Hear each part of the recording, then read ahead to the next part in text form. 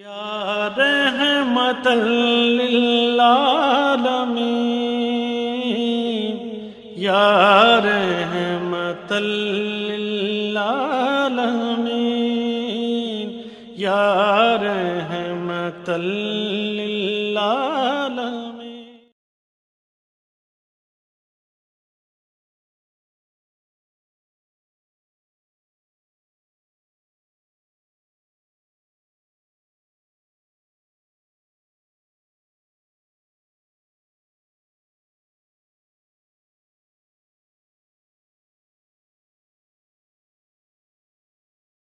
اللهم صل على محمد وعلى آل محمد كما صليت على إبراهيم وعلى آل إبراهيم إنك حميد مجيد. اللهم بارك على محمد وعلى آل محمد كما باركت على إبراهيم وعلى آل إبراهيم إنك حميد مجيد.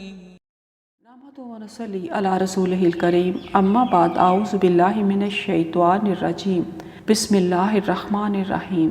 رب اشرح لي صدری ویسر لي امری واحلل عقدۃ من لسانی یفقہوا قولی.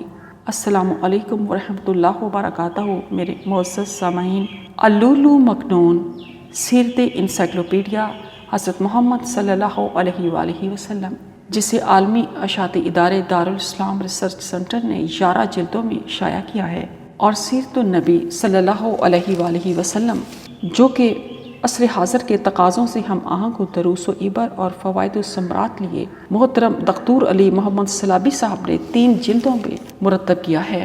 سیرت انسائکلوپیڈیا صلی اللہ علیہ وآلہ وسلم، اللؤلؤ مکنون اور سیرت النبی صلی اللہ علیہ وآلہ وسلم میں میں نے اس بات کی پوری کوشش کی ہے کہ آپ تک نبی کریم صلی اللہ علیہ وآلہ وسلم کے ہر پہلو زندگی کو احاطہ کرتے ہوئے آپ کے سامنے رکھ سکوں، تاکہ میں اور آپ اپنے معبود حقیقی کو راضی کر سکیں.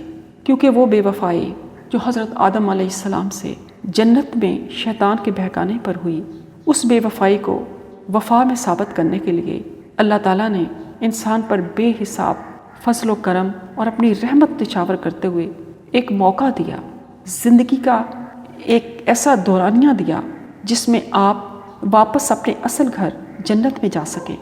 معزز اور قابل قدر سامعین، انسان زمین کی مخلوق نہیں ہے، یہ جنت سے اتری ہوئی وہ مخلوق ہے جسے زندگی صرف اس لیے دی گئی ہے کہ وہ اپنی اس بے وفائی کو وفا میں بدل سکے.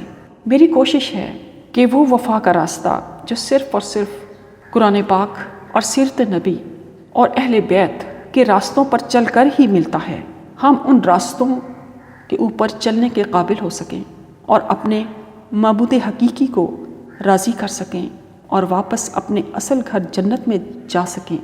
اللہ تعالیٰ سے میری التجا ہے کہ مجھے اور آپ سب کو، ہر سننے والے کو، ان راہوں کو چننے، انتخاب کرنے، ان کو سمجھنے اور ان کو اپنی زندگیوں میں شامل کرنے کی توفیق عطا فرمائے. اس میں ہم زبور میں جو نبی کریم صلی اللہ علیہ وآلہ وسلم کی پیش گوئیاں ہیں اس کو ہم دیکھیں گے.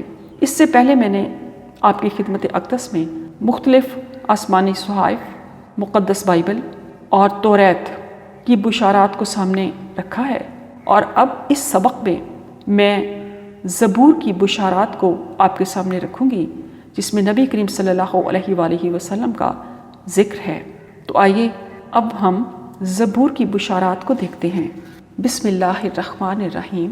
الحمدللہ نحمدہ ونستعینہ ونستغفرہ ونعوذ باللہ من شرور انفسنا ومن سیئات اعمالنا من یہدہ اللہ فلا مضل لہ ومن یضلل فلا ہادی لہ واشہد ان لا الہ الا اللہ وحدہ لا شریک لہ واشہد ان محمدا عبدہ ورسولہ. قرآن کریم میں آتا ہے سورہ الانبیاء اور آیت نمبر 105. بسم اللہ الرحمن الرحیم.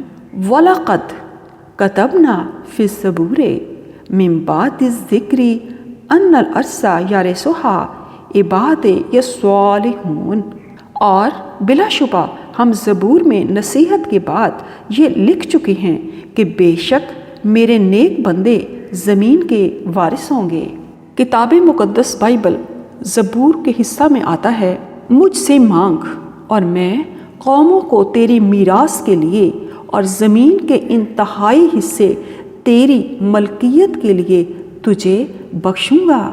زبور کی پہلی پیشگوئی یوں آتی ہے، تو بنی آدم میں سب سے حسین ہے، تیرے ہونٹوں میں لطافت بھری ہے، اس لیے خدا نے تجھے ہمیشہ کے لیے مبارک کیا۔ اے زبردست، تو اپنی تلوار کو جو تیری حشمت و شوکت ہے اپنی کمر سے حمائل کر، اور سچائی اور حلم و صداقت کی خاطر اپنی شان و شوکت میں اقبال مندی سے سوار ہو۔ تیری سلطنت کا عصا راستی کا عصا ہے، تو نے صداقت سے محبت رکھی اور بدکاری سے نفرت، اسی لیے خدا تیرے خدا نے شادمانی کے تیل سے تجھ کو تیرے ہمسروں سے زیادہ مسح کیا ہے۔ تیرے ہر لباس سے مر اور عود اور تج کی خوشبو آتی ہے۔ ہاتھی دانت کے محلوں میں سے تار تار سازوں نے تجھے خوش کیا ہے۔ تیری معزز خواتین میں شہزادیاں ہیں، ملکہ تیرے داہنے ہاتھ اوفیر کے سونے سے آراستہ کھڑی ہے۔ اے بیٹی سن، غور کر اور کان لگا، اپنی قوم اور اپنے باپ کے گھر کو بھول جا، اور بادشاہ تیرے حسن کا مشتاق ہوگا، کیونکہ وہ تیرا خداوند ہے۔ اور سور کی بیٹی ہدیہ لے کر حاضر ہوگی، قوم کے دولت مند تیری رضا جوئی کریں گے۔ دوسری جگہ آتا ہے، تو بنی آدم میں سب سے حسین ہے۔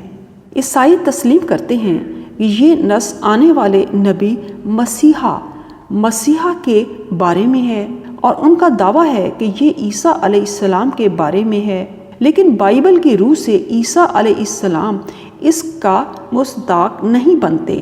بائبل کی کتاب یسایہ میں مسیحا کے متعلق لکھا ہے، نہ اس کی کوئی شکل و صورت ہے نہ خوبصورتی، اور جب ہم اس پر نگاہ کریں تو کچھ حسن و جمال نہیں کہ ہم اس کے مشتاق ہوں۔ وہ آدمیوں میں حقیر و مردود، مرد غمناک اور رنج کا آشنا تھا، لوگ اس سے گویا رو پوش تھے، اس کی تحقیر کی گئی اور ہم نے اس کی کچھ قدر نہ جانی۔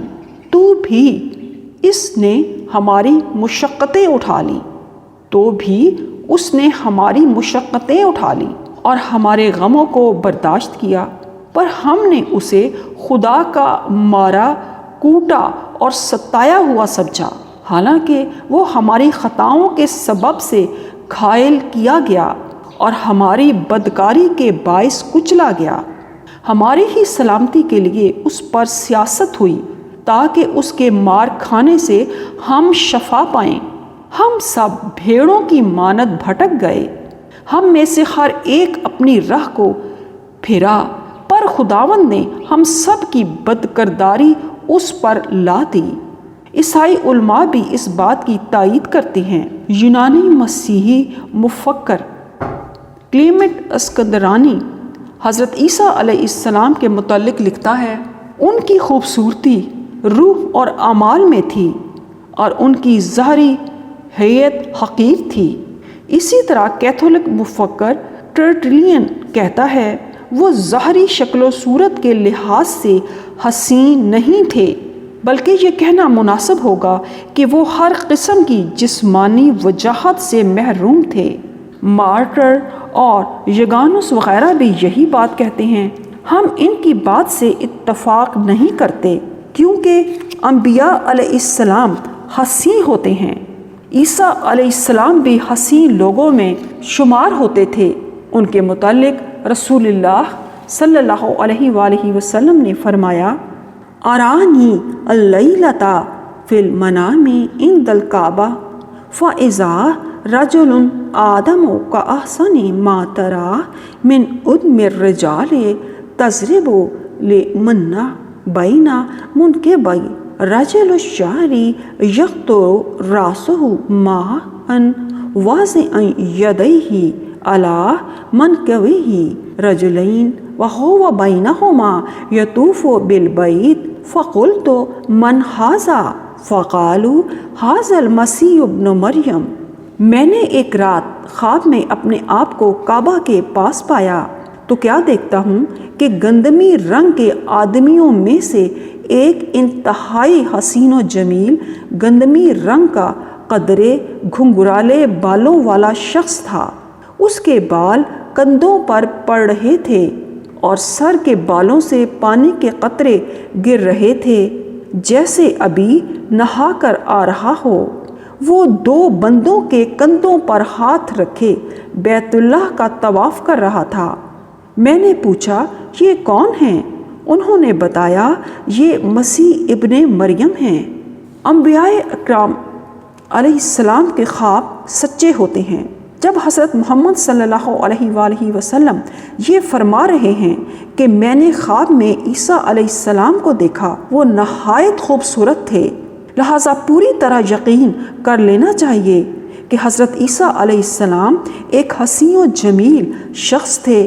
اس سے مختلف بات چاہے کہیں بھی کہی گئی ہو وہ بہرحال غلط ہے، لیکن زبور کی اس پیش گوئی میں بنی آدم میں سب سے حسین کا ذکر ہے، اور وہ صرف نبی آخر الزمان حضرت محمد صلی اللہ علیہ وآلہ وسلم ہی کی ذات گرامی کے بارے میں ہے۔ حضرت براء بن عازب رحمۃ اللہ علیہ بیان فرماتے ہیں کان رسول اللہ صلی اللہ علیہ وآلہ وسلم احسن الناس وجہا واحسنہ خلقا لیس بالطویل البائن ولا بالقصیر۔ رسول اللہ صلی اللہ علیہ وآلہ وسلم کا چہرہ لوگوں میں سب سے زیادہ حسین تھا۔ آپ ظاہری شکل و صورت میں سب سے زیادہ خوبصورت تھے۔ آپ کا قد زیادہ لمبا تھا نہ بہت چھوٹا۔ حضرت براء بن عازب رضی اللہ تعالی عنہ کی ایک اور روایت میں آتا ہے کان النبی صلی اللہ علیہ وآلہ وسلم مربوعا بعیدا ما بین المنکبین لہ شعر یبلغ شحمۃ اذنہ ورأیتہ فی حلۃ حمراء لم ار شیئا قط احسن من۔ نبی کریم صلی اللہ علیہ وآلہ وسلم میانہ قد تھے، آپ کا سینہ کشادہ تھا، آپ کے سر کے بال کانوں کی لو تک تھے۔ میں نے نبی کریم صلی اللہ علیہ وآلہ وسلم کو ایک مرتبہ سرخ لباس زیب تن کیے دیکھا۔ میں نے آپ سے بڑھ کر کوئی حسین و جمیل نہیں دیکھا۔ خدا نے تجھے ہمیشہ کے لیے مبارک کیا۔ اب ہم اس پر غور کرتے ہیں۔ قرآن مجید میں حضرت عیسیٰ علیہ السلام کی صفت یوں بیان کی گئی ہے، بسم اللہ الرحمن الرحیم وَجَعَلَنِي مُبَارَكًا أَيْنَ مَا كُنْتُ، اور اس نے مجھے برکت والا بنایا جہاں بھی میں ہوں۔ آپ کی نبوت بلا شک و شبہ بابرکت تھی، مگر وہ دائمی نہیں تھی۔ عیسیٰ علیہ السلام نے تو خود اعلان کیا ہے کہ میں بنی اسرائیل کی کھوئی ہوئی بھیڑوں ہی کی طرف بھیجا گیا ہوں، لہٰذا وہ اس پیش گوئی کے مطابق نہیں ہو سکتے۔ عیسیٰ علیہ السلام دوبارہ آئیں گے تو وہ محمد رسول اللہ صلی اللہ علیہ وآلہ وسلم ہی کے اطاعت گزار ہوں گے۔ اس سے صاف پتہ چلتا ہے کہ پیش گوئی کے مطابق حضرت عیسیٰ علیہ السلام کی بجائے رسول اللہ صلی اللہ علیہ وآلہ وسلم ہیں، جو قیامت تک پورے عالم انسانیت کے لیے نبی اور رسول ہیں۔ اللہ تعالیٰ کا فرمان ہے، بسم اللہ الرحمن الرحیم قل یا ایہا الناس انی رسول اللہ الیکم جمیعا، کہہ دیجئے اے لوگو بے شک میں تم سب کی طرف اللہ کا رسول ہوں۔ یہ بھی رسول اللہ صلی اللہ علیہ وآلہ وسلم کے شرف و عظمت کی دلیل ہے کہ آپ کو کائنات انسانی کے تمام لوگوں کی طرف مبعوث کیا گیا ہے، جیسا کہ اللہ تعالیٰ نے فرمایا بسم اللہ الرحمن الرحیم وَمَا أَرْسَلْنَاكَ إِلَّا كَافَّةً لِلنَّاسِ بَشِيرًا وَنَذِيرًا وَلَكِنَّ أَكْثَرَ النَّاسِ لَا يَعْلَمُونَ۔ اور ہم نے آپ کو تمام لوگوں کے لیے خوشخبری دینے والا اور ڈرانے والا ہی بنا کر بھیجا ہے، لیکن اکثر لوگ نہیں جانتے۔ ایک اور جگہ فرمایا گیا بسم اللہ الرحمن الرحیم قُلِ اللَّهُ شَهِيدٌ بَيْنِي وَبَيْنَكُمْ وَأُوحِيَ إِلَيَّ هَٰذَا الْقُرْآنُ لِأُنذِرَكُم بِهِ وَمَن بَلَغَ۔ کہہ دیجئے کہ اللہ ہی میرے اور تمہارے درمیان گواہ ہے، اور یہ قرآن مجھ پر اس لیے اتارا گیا ہے کہ اس کے ذریعے سے تم کو اور جس شخص تک یہ پہنچ سکے اسے ڈراؤں۔ ایک اور جگہ فرمایا گیا بسم اللہ الرحمن الرحیم وَمَن يَكْفُرْ بِهِ مِنَ الْأَحْزَابِ فَالنَّارُ مَوْعِدُهُ۔ اور جو کوئی دوسرے گروہوں میں سے اس محمد صلی اللہ علیہ وآلہ وسلم کا منکر ہو تو اس کا ٹھکانہ آگ جہنم ہے۔ اور فرمایا بسم اللہ الرحمن الرحیم وَقُلْ لِلَّذِينَ أُوتُوا الْكِتَابَ وَالْأُمِّيِّينَ أَسْلَمْتُمْ فَإِنْ أَسْلَمُوا فَقَدِ اهْتَدَوْا وَإِنْ تَوَلَّوْا فَإِنَّمَا عَلَيْكَ الْبَلَاغُ۔ اور اے نبی اہل کتاب سے اور ان پڑھ لوگوں سے پوچھیں کہ کیا تم بھی اللہ کے فرما بردار بنتے اور اسلام لاتے ہو؟ پھر اگر یہ لوگ اسلام قبول کر لیں تو بے شک یہ ہدایت پا گئے، اور اگر پھر جائیں تو آپ کا کام صرف اللہ کا پیغام پہنچا دینا ہے۔ خود امام الانبیاء محمد رسول اللہ صلی اللہ علیہ وآلہ وسلم کا ارشاد گرامی ہے اوتیتو خمسا یؤتہن احد قبلی وکان النبی یبعث الی قومہ خاصۃ وبعثت الی الناس عامہ۔ مجھے 5 چیزیں ایسی عطا کی گئی ہیں جو مجھ سے پہلے کسی پیغمبر کو نہیں دی گئیں، اور ان میں سے 5ویں یہ ہے کہ پہلے نبی خاص اپنی ہی قوم کی طرف مبعوث ہوا کرتا تھا، لیکن میں تمام انسانوں کی طرف نبی بنا کر بھیجا گیا ہوں۔ زبور کی پیشگوئی میں اگلی تیسری بات یہ آتی ہے اے زبردست، تو اپنی تلوار کو جو تیری حشمت و شوکت ہے اپنی کمر سے حمائل کر۔ یہاں ہم دیکھتے ہیں کہ تلوار قوت، اقتدار اور سپہ سالاری کی علامت ہے۔ اس کا مطلب یہ ہوا کہ حضرت داؤد علیہ السلام کا یہ مبدوع الامم تلوار سے مسلح ہو کر میدان جنگ میں اترے گا۔ اس کے مطابق بھی رسول اللہ صلی اللہ علیہ وآلہ وسلم ہی ہیں۔ آپ نے دین اسلام کے فروغ کے لیے تلوار اٹھائی، سپہ سالار بنے اور بہت سے غزوات میں حصہ لیا، اور مکہ کے پہلوان رکانہ بن عبد یزید بن ہاشم بن مطلب بن عبد المناف کو بچھاڑنے کا واقعہ آپ صلی اللہ علیہ وآلہ وسلم کی طاقت و قوت کا منہ بولتا ثبوت ہے۔ آپ صلی اللہ علیہ وآلہ وسلم کا ارشاد گرامی ہے بعثت بین یدی الساعۃ بالسیف حتی یعبد اللہ وحدہ لا شریک لہ وجعل رزقی تحت ظل رمحی۔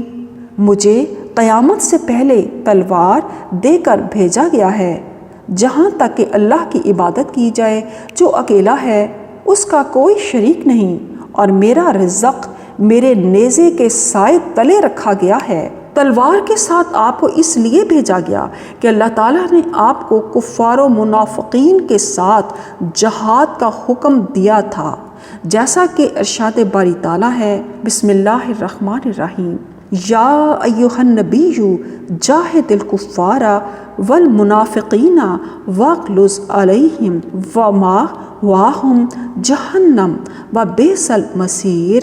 اے نبی، کفار اور منافقین سے جہاد کیجیے اور ان پر سختی کیجیے، اور ان کا ٹھکانہ جہنم ہے اور وہ برا ٹھکانہ ہے۔